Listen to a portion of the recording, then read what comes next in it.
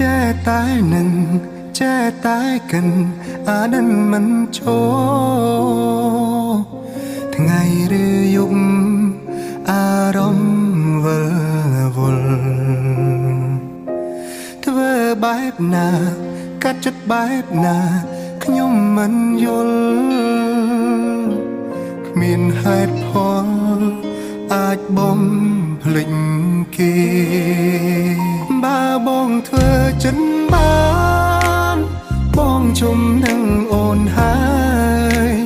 ក៏មិនព្រមបណ្ដោយឲ្យខ្លួនដុនដាបបែបនេះទេព្រោះវេទនាជាងស្លាប់រស់រងចាំក្តីស្នេ